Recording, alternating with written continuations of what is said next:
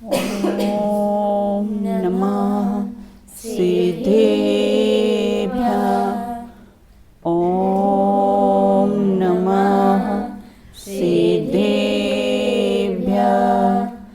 ॐ नमः सिद्धेभ्यः। मोक्षमार्गस्य नेतारम् भेतारं कर्मभोव्रतां ज्ञातारं विश्वतत्त्वानां वन्दे तद्गुणलब्धये वन्दे तद्गुणलब्धये तत्त्वार्थसूत्रकर्तारं हृदयपीक्षोपलक्षितम् वन्दे गणेन्द्रसञ्जात मुमा स्वामी मुनीश्वरं मुमा स्वामी मुनीश्वरम। अपनी चर्चा यहाँ पर तत्वार सूत्र ग्रंथ के माध्यम से 9वें अध्याय पर चर्चा, ध्यान का प्रकरण, उस पर अपनी चर्चा चल रही थी।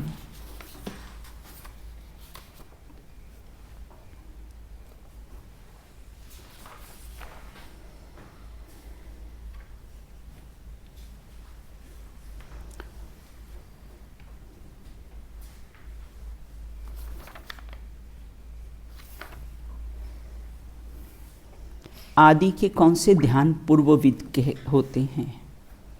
आदि के कौन से ध्यान, मतलब शुक्ल ध्यान के पूर्वविद के होते हैं? हाँ, पलक बताइए। दीदी, जो आदि के 2 ध्यान होते हैं पूर्वविद के, वो कुछ इस प्रकार है। सबसे पहला कि पृथकत्व वितर्क विचार, और दूसरा कि एकत्व वितर्क विचार। ये 2 शुक्ल ध्यान जो पूर्वविद के होते हैं। बहुत बढ़िया।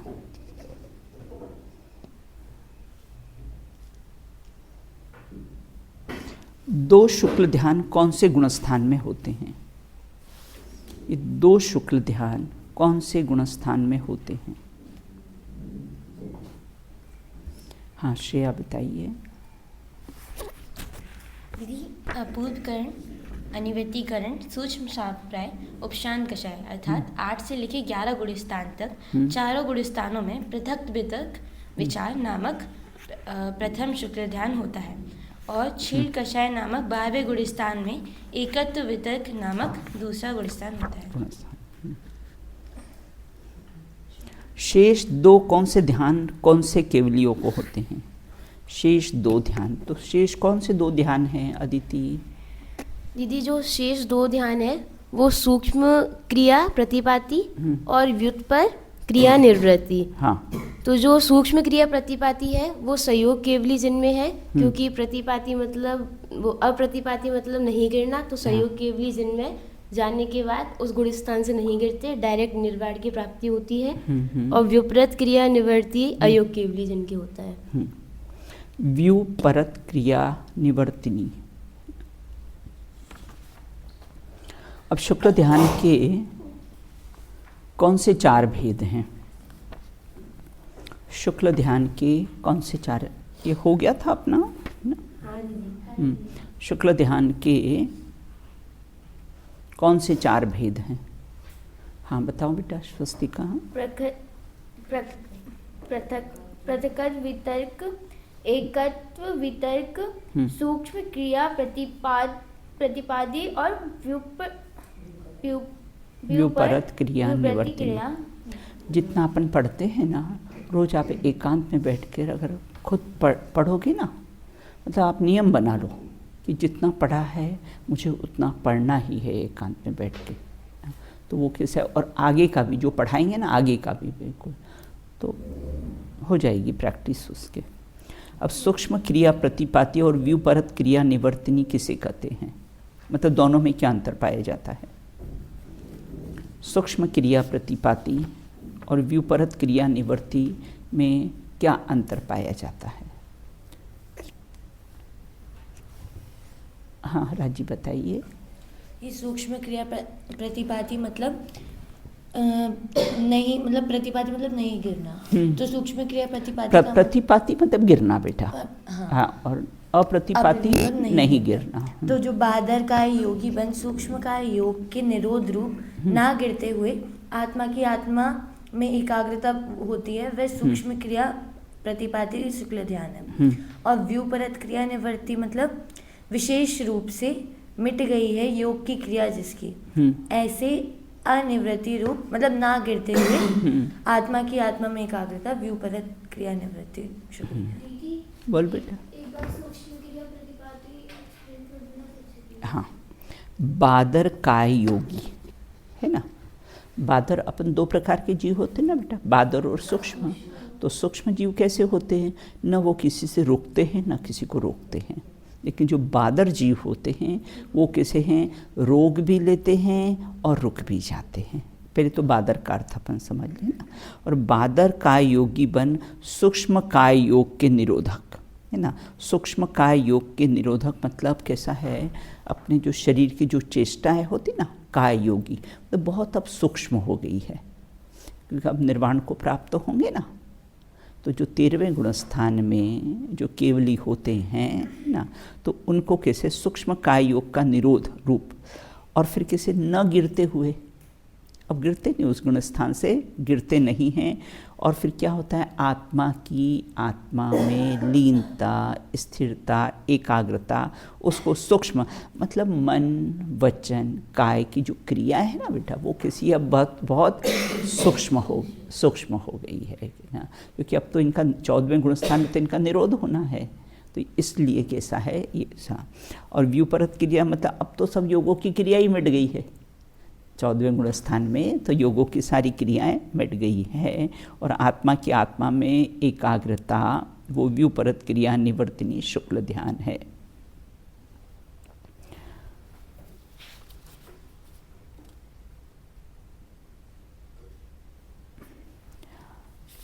तृतीय शुक्ल ध्यान किन जीवों को होता है? तृतीय शुक्ल ध्यान किन जीव, बताओ बेटा। दीदी, तृतीय शुक्ल ध्यान केवल काय योग के धारक जीवों को होता है। केवल काय योग के धारक मतलब अपन गुणस्थान के परिप्रेक्ष्य में विचार करें तो कौन से गुणस्थान में होता है बेटा? 13वें गुणस्थान में। 13वें गुणस्थान में होता है। और चतुर्थ शुक्ल ध्यान किन जीवों को होता है? अनुज्ञा। चतुर्थ शुक्ल ध्यान योग रहित अयोगी जीवों को होता है। हाँ, मतलब 14वें गुणस्थान। 14वें गुणस्थान में। इतनी पूर्व में हमारी चर्चा हो चुकी थी, अब आगे अपन चर्चा करेंगे। 41 सूत्र पर अपन चर्चा करेंगे। एकाश्रये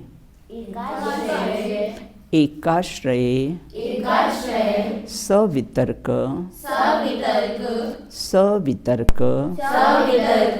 विचारे पूर्वे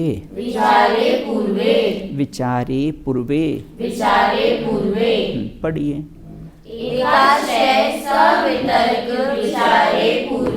एक बार फिर से पढ़िए।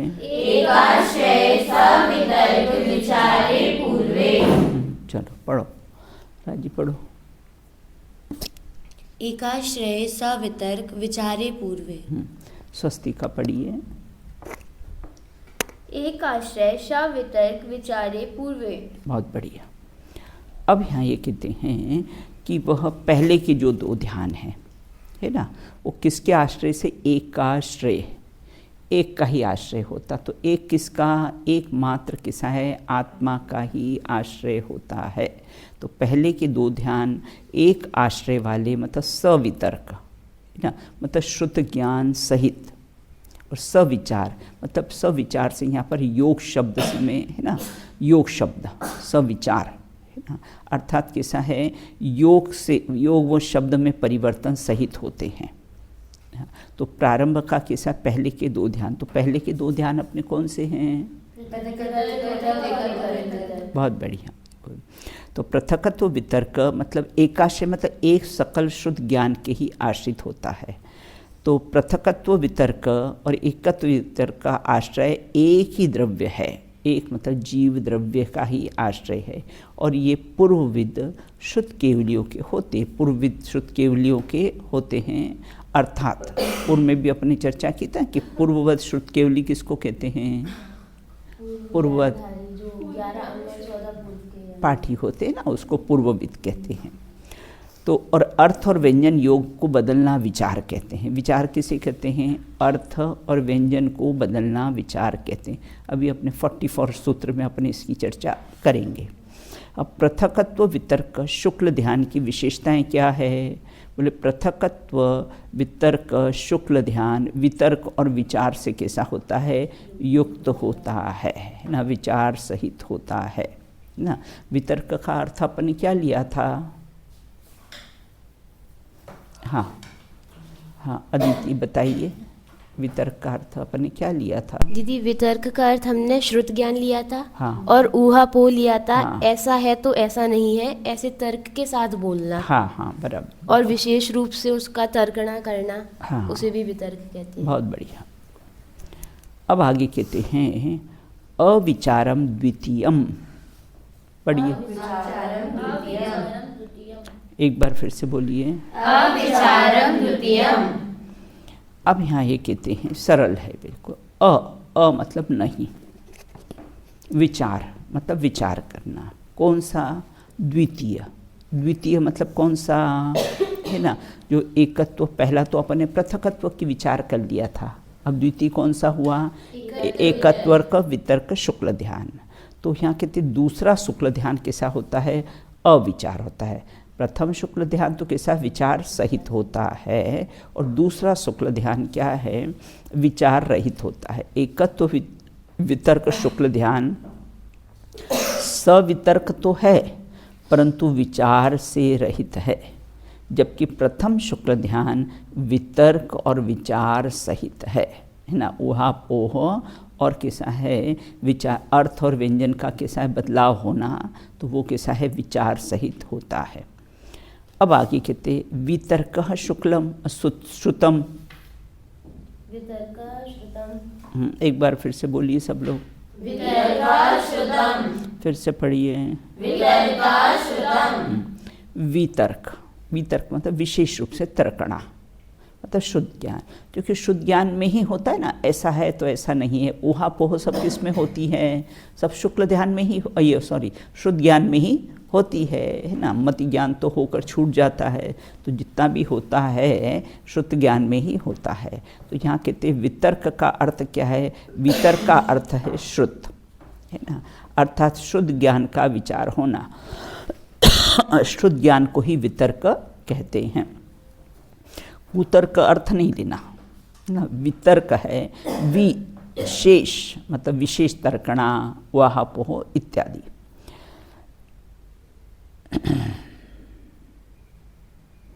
अब जो चारों अपने ध्यान है ना, उसको अगर हम गुणस्थानों में विभाजन करेंगे तो क्या होगा, है ना। यहाँ कहते आर्त ध्यान तो पहला से चौथा, पांचवा, छठे गुणस्थान तक है ना। या आप याद रखना कि चारों ध्यान में गुणस्थानों का विभाजन किस प्रकार से कि हाँ बोलती हूँ। आर्त ध्यान ना कौन कौन से गुणस्थान में रहता है? पहला, चौथा, पांचवा और छठा।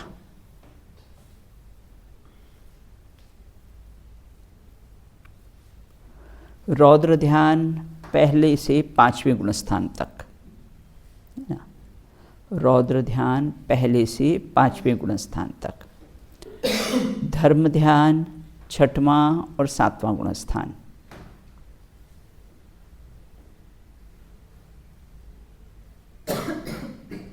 और शुक्ल ध्यान कैसे हैं?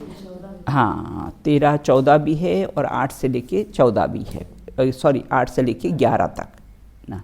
इस प्रकार से कैसे हैं ये चारों ध्यान, किन किन गुणस्थानों में? हाँ 12 है, अब बेटा 12 भी तो है, तो अपने 8वें से लिया ना। तो शुक्ल ध्यान कैसा है? 13वां, 14वां और 8वें से 12वें तक। अब आगे कहते हैं वितर्क शब्द का अर्थ क्या है? तो वितर्क शब्द का अर्थ है कि शुद्ध ज्ञान को ही वितर्क कहते हैं। पृथकत्व वितर्क, एकत्व वितर्क ध्यानों को सवितर्क क्यों कहा गया है? ये तो शुक्ल ध्यान के भेद हैं, तो इनको वितर्क सहित क्यों कहा गया है? प्रथम और द्वितीय मतलब पृथकत्व वितर्क और एकत्व वितर्क, ये दोनों ध्यान शुद्ध ज्ञान के बल से होते हैं, अतः इन ध्यानों को क्या कहा है? वितर्क कहा गया है। देखो ध्यान तो एकाग्रमय होता है, और यहाँ इतने परिवर्तन के मध्य ध्यान कैसे हो सकता है? जो अपना अगला सूत्र आने वाला ना 44 योग संक्रांति, तो उसकी चर्चा है आगे। अब आगे कहते हैं यहाँ पर, हाँ फिर से देखो, ध्यान तो एकाग्रमय होता है, फिर इतने परिवर्तन के मध्य ध्यान कैसे बनता है? भाई पृथकत्व वितर्क में है ना, एकत्व वितर्क में जो हम परिवर्तन करते हैं ना पृथक पृथक, कभी द्रव्य का, कभी गुण का, कभी पर्याय का, तो प्रश्न है कि ध्यान का तो अर्थ क्या होता है? हमने तो ध्यान की परिभाषा एकाग्र चिंता निरोधो ध्यानम, हमने तो ध्यान की परिभाषा ये कि एक को अग्र करके उसमें पे चित्त को रोकना, उसका नाम कैसा है? ध्यान है। और यहाँ ये आप तो कहते हो कि ये परिवर्तन है, पृथकत्व वितर्क में और इसमें परिवर्तन है, तो फिर वो ध्यान कैसे हो सकता है? ये अपना प्रश्न है।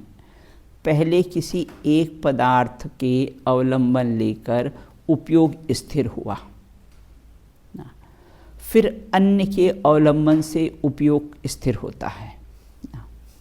देखो पहले तो आत्मा का अवलंबन लिया हमने, उपयोग स्थिर हुआ, फिर हमने कहा कि देह पृथक है और मैं पृथक हूँ, तो ये कैसा है? देह के अवलंबन से कैसा है? अपने अपना पृथक, तो पहले अस्थि से लिया, फिर कैसा है? नास्ति से लिया। तो इस प्रकार से यहाँ ये कहते हैं कि पहले किसी एक पदार्थ के अवलंबन को लेकर उपयोग की स्थिर होना, फिर अन्य के अवलंबन से उपयोग का स्थिर होना, फिर संसति की अपेक्षा से मतलब कंटिन्यू की अपेक्षा से उपयोग की कैसी स्थिरता होना, स्थिरता होना। तो इस प्रकार से यहाँ ये कहते हैं कि उसमें परिवर्तन में भी कैसा है? ध्यान हो सकता है। अब आगे विचारोर्थ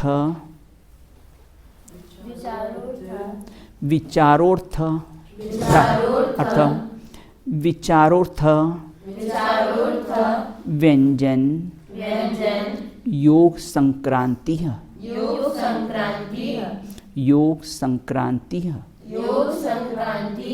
विचारो अर्थ व्यंजन योग संक्रांति। हाँ, अ जो है ना बेटा, इसमें जो एस वो है ना साइलेंट है, तो विचारोर्थ है, विचारोर्थ है ना, व्यंजन योग संक्रांति। फिर से पढ़िए एक बार। उसका संधि विच्छेद करेंगे ना तो फिर अर्थ हो जाएगा उसका। चलो पढ़िए, चलो अदिति पढ़ो। विचारोर्थ व्यंजन योग संक्रांति। चलो विचारोर्थ व्यंजन योग संक्रांति। हाँ पढ़ो। विचारो अर्थ व्यंजन योग संक्रांति।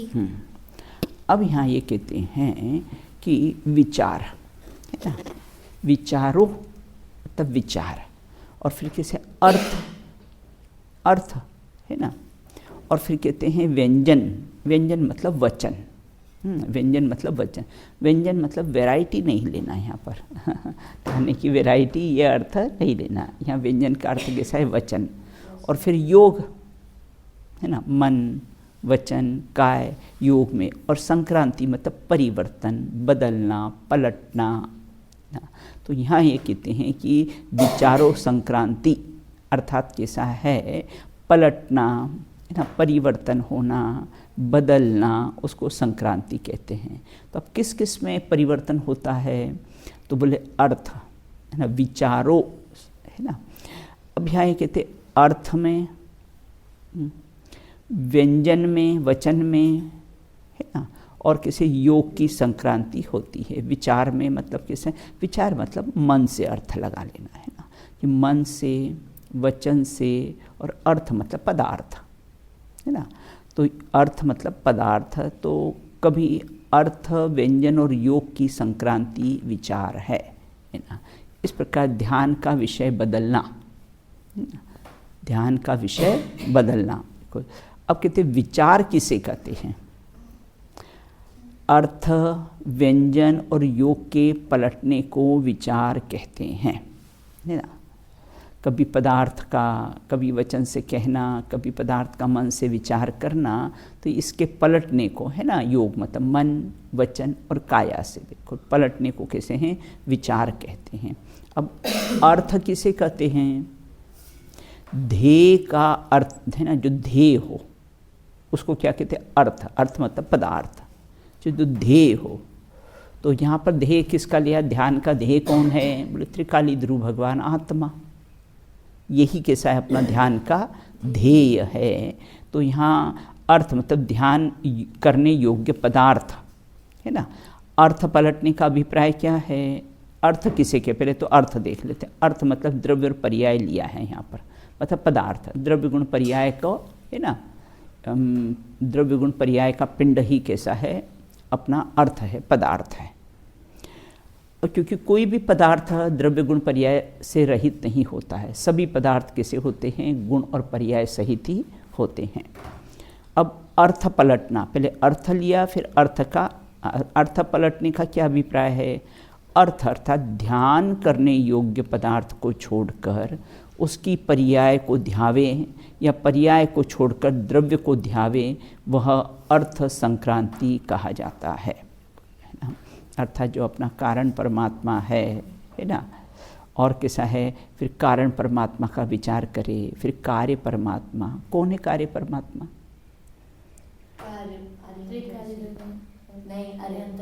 अरिहंत प्रधान, है ना।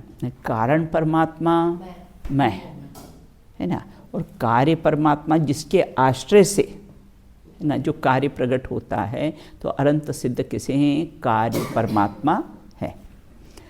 तो अर्थ और ध्यान करने योग्य पदार्थ को छोड़कर उसकी पर्याय को कैसे हैं? ध्यावे। पर्याय को छोड़कर कैसा? अन्य को ध्यावे, वह कैसा है?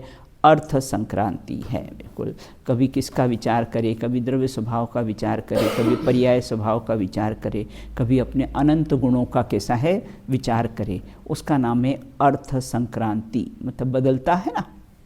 तो इस प्रकार जैसे भोजन में भी कैसा होता? हम भोजन करते ना, फिर नमकीन, फिर मीठा, फिर कभी दाल से, कभी सब्जी से, कभी अचार से, है ना। इस प्रकार हम भोजन में भी कैसे हैं? सब परिवर्तन करते हैं ना। उसी प्रकार से यहाँ कहते अर्थ संक्रांति मतलब कैसा है कि कभी किसका द्रव्य स्वभाव का, कभी पर्याय स्वभाव का कैसा है? विचार करना, उसका नाम है अर्थ संक्रांति। व्यंजन, व्यंजन मतलब वचन, है ना। वचनों को ग्रहण करना योग है ना। फिर वचन से बोलता है वो, है ना। पहले अर्थ का विचार करे, फिर किसी उसको वचन से भी बोलता है। जैसे मैं एक त्रिकाली ध्रुव भगवान आत्मा हूँ, शाश्वत हूँ, सदा काल रहने वाला हूँ, ऐसा वचन से उसका उच्चारण करे, वह कैसा है? योग संक्रांति है। अब कैसे आप लोग भी मंदिर में पढ़ते हो ना, पहले कैसे हैं? अपना ये अरियंतो भगवंतो पढ़ते हो, फिर सब, है ना, करते हो, फिर भक्ति करते हो, उसके बाद फिर कैसा है? प्रतिक्रमण पाठ करते हो। तो ये सब बदलते हैं, ये वचन संक्रांति है, पलटते रहते हैं। तो श्रुत के एक वचन को छोड़कर अन्य वचन का अवलंबन करना, उसे छोड़कर फिर अन्य वचन का अवलंबन करना, उसका नाम कैसा है? व्यंजन संक्रांति है। तो व्यंजन का अर्थ आकार नहीं है, व्यंजन का अर्थ कैसा है? वचन है ना। कभी प्रथमान योग का, कभी चरणान योग का, अन्य का करते हैं। कभी देव की भक्ति, कभी गुरु की भक्ति, कभी शास्त्र की भक्ति। तो ये सब कैसा है? वचन संक्रांति है। व्यंजन संक्रांति कहते हैं इसको, या वचन संक्रांति। अब योग किसे कहते हैं? तो तीन बातें हुई ना, अर्थ, व्यंजन, योग। अर्थ में पदार्थ को लिया है, व्यंजन में वचन का परिवर्तन लिया है, अब योग में, है ना, मन, वचन, काय की क्रिया को क्या कहते हैं? योग कहते हैं। अब योग संक्रांति का क्या अर्थ है? ये सब मन वचन काय की जो क्रिया होती ना, उसमें मोहिनी कर्म कैसा है, निमित्त होता है। इसमें कैसा है, मन के द्वारा विचार में, वचन के द्वारा विचार में कह दिया, फिर वो मोहिनी कर्म के कारण होता है। अब योग संक्रांति का क्या अर्थ है? काय योग को छोड़कर मनोयोग, फिर मनोयोग को छोड़कर कभी वचन योग का ग्रहण करना, उसे छोड़कर अन्य योग को ग्रहण करना, उसका नाम कैसा है, योग संक्रांति है। तो 3 प्रकार की संक्रांति का अर्थ परिवर्तन। तो 3 प्रकार की कैसी है संक्रांति हुई, कौन कौन सी? अर्थ, व्यंजन और योग। अर्थ संक्रांति में किसको लिया है? पदार्थ को लिया है, कि पदार्थ का पलटना बिल्कुल, है ना। और व्यंजन संक्रांति में वचन का पलटना, कि वचन से कैसा है, मुख से कभी किसका उच्चारण करना, कभी भक्ति, कभी पूजा, कभी स्वाध्याय, है ना, ऐसा व्यंजन। और कैसा योग में क्रिया को पलटना बिल्कुल। तो कभी मन का अवलंबन लेना, कभी काय का, कभी, हाँ बोलो बेटा। व्यंजन में भी वचन को लिया, हाँ। 3 योग में भी वचन को लिया। हाँ, तो 3 योग में वचन आते ही है ना, अलग अलग से ले लिया है ना। जैसे कोई सामान्य चर्चा हो ना, तो अपन मन वचन काय के देते हैं, और अगर हमको विशेष चर्चा करना हो ना, तब क्या कह देते हैं, फिर हम वो अलग बात कह देते हैं कि मन का अवलंबन, फिर वचन का अवलंबन, फिर काया का अवलंबन, इस प्रकार से कैसे हैं कह देते हैं। तो और संक्रांति का अर्थ कैसा है, पलटना बिल्कुल, है ना।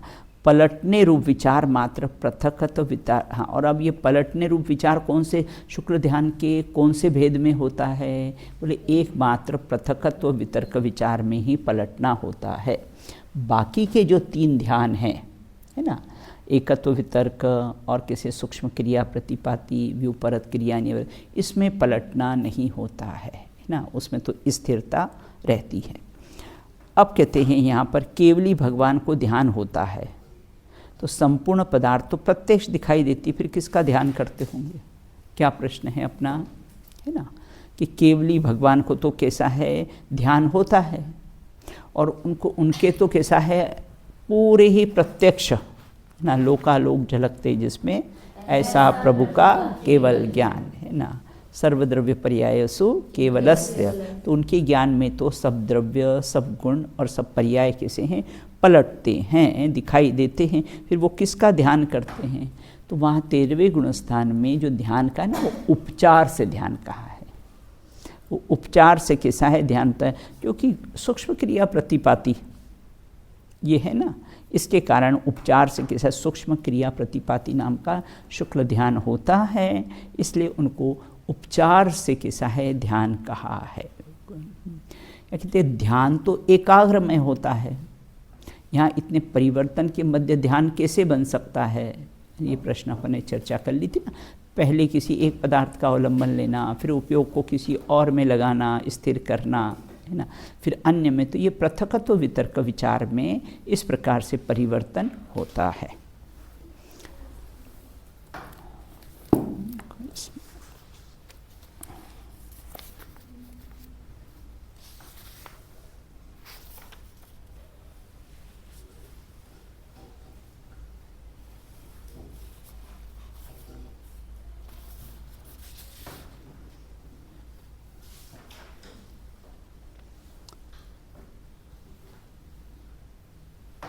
इसमें चार्ट दिया है बेटा। वितर्क मतलब श्रुत, मतलब विशेष रूप से तर्कना या विचार करना, वितर्क।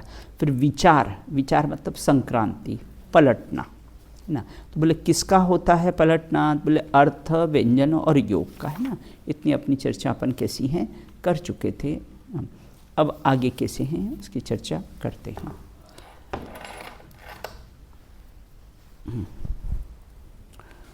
अब क्रम क्रम से निर्जरा कैसी होती है, कर्मों की क्रम क्रम से निर्जरा कैसे होती है उसकी चर्चा कैसी है यहाँ 45 कैसे हैं सूत्र में दी गई है।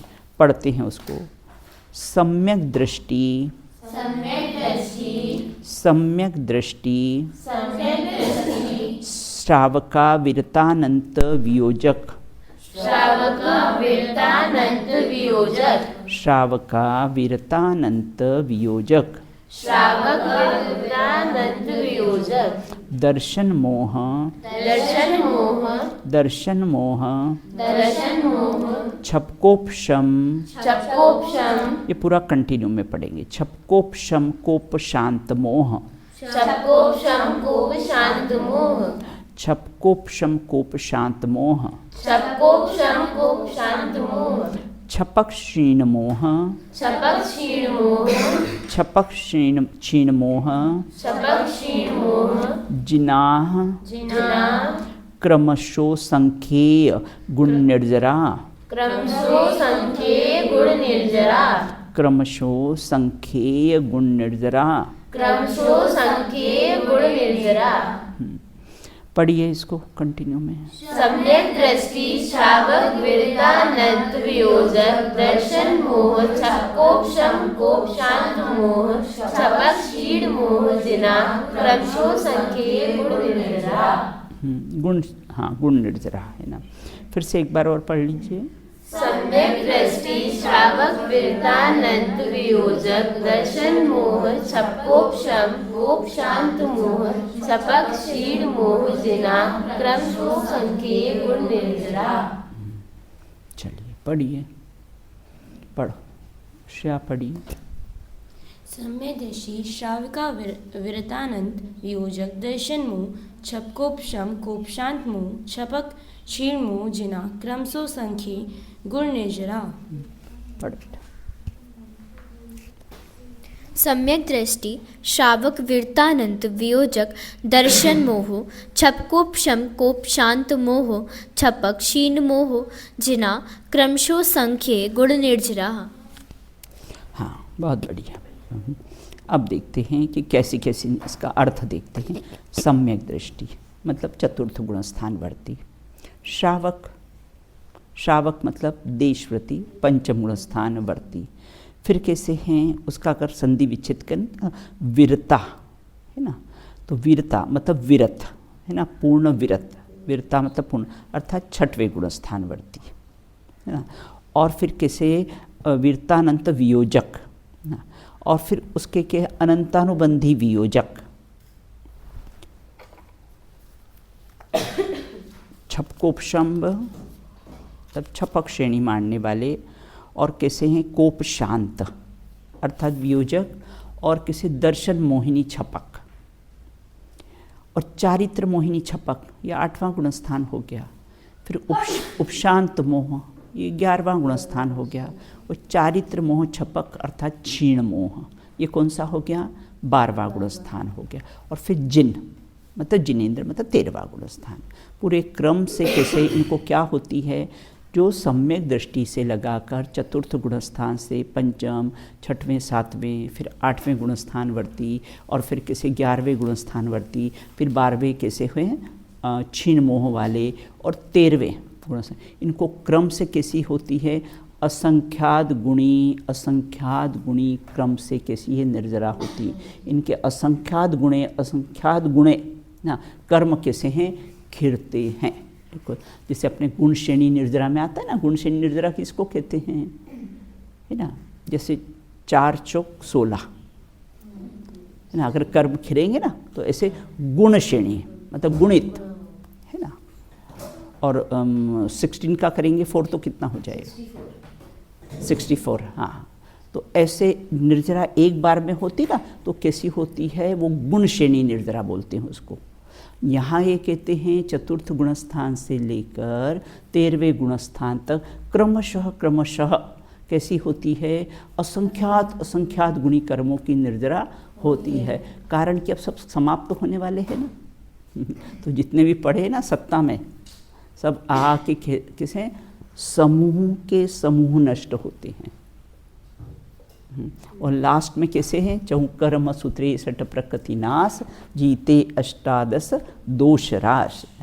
13वें गुण स्थान में 63 प्रकृतियाँ नष्ट हो जाती है, बाकी 85 जो बचती है वह 14वें गुण स्थान में अ ई ओ री ल, ये 5 हर्ष शब्द बोलने में 85 प्रकृतियाँ कैसी होती है, नष्ट हो जाती हैं और चले सिद्ध फिर नहीं आवना, फिर इस संसार में नहीं आएंगे। फिर कर्मों का बंध कैसा है, होगा ही नहीं। बिल्कुल। तो इस प्रकार से यहाँ ये कहते हैं देवों में भी है ना, सम्यक दृष्टि में भी कैसे सर्वार सिद्धि के देव तक भी कैसा है ले लेना, है ना। देखो एक उदाहरण, एक व्यक्ति 1 लाख रुपए महीने कमाता है, उसका कर्ज नहीं, उसके कर्ज नहीं, और एक व्यक्ति 2 लाख रुपए महीने कमाता है, उसका कर्ज है, बचत नहीं है। उसी प्रकार छायिक सम्यक दृष्टि को कर्मों का कर्ज नहीं है, औपशमिक सम्यक वालों को कैसा है, कर्मों का कर्ज रहता है। समय अपना हो गया, अब इसकी शेष चर्चा अपन कैसी है बाद में करके, और उत्तरोत्तर कैसी उनकी निर्जरा होती है उसकी चर्चा अपन बाद में करेंगे।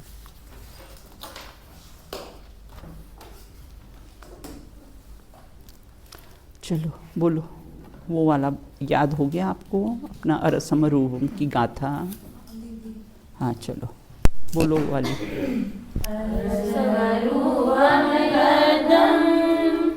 अवक्तं चेतना गुणासदं जानलिङ्गग्रहणं जीवमणिदीठसंधारणम्।